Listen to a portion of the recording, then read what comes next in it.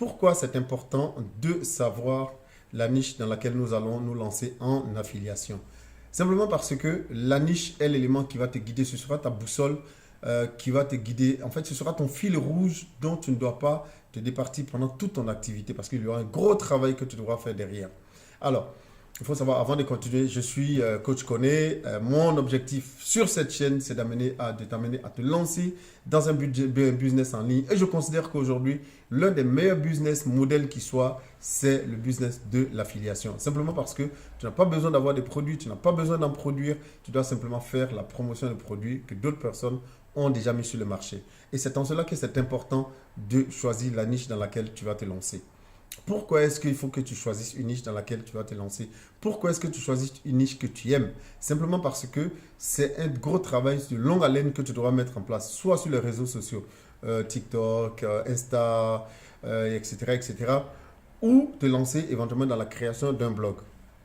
Beaucoup de facteurs sont donc des éléments qui vont être des éléments de frein dans ton activité si tu n'aimes pas la niche que tu auras choisie. Mais dans tous les cas, sache que pour choisir une niche, il faudra que tu tiennes compte des différents critères.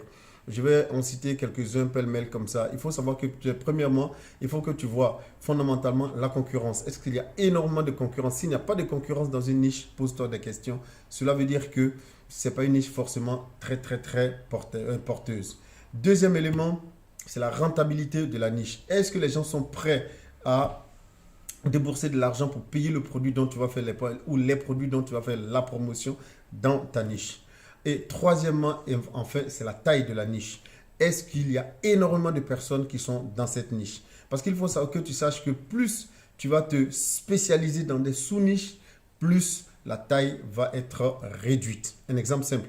Dans la grande niche de la santé et du bien-être, tu peux décider de te spécialiser, par exemple, dans la perte de poids pour les personnes de 40, 50, 60 ans, qui est déjà une sous-niche. Tu peux encore te sous-nicher pour dire que tu décides de te spécialiser dans la perte de poids pour les femmes de 40, 50, 60 ans. Tu peux encore te sous-nicher et ainsi de suite, ainsi de suite. Il faut savoir que plus tu vas te spécialiser, plus tu vas affiner ta niche, plus évidemment, moins il y aura de personnes. Et cela va de soi simplement parce que moins de personnes te suivront.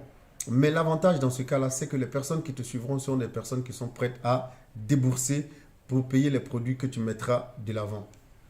Alors, si tu veux savoir un peu fondamentalement comment te lancer en business d'affiliation, m'est intéressé dans la vidéo et je vais t'envoyer un document déjà complet, un e-book complet de près de 30 pages que j'ai confectionné dans lequel je te donne déjà les b.a.-ba de l'affiliation, du marketing d'affiliation afin que tu ne te perds pas dans les écueils au début et les écueils du débutant.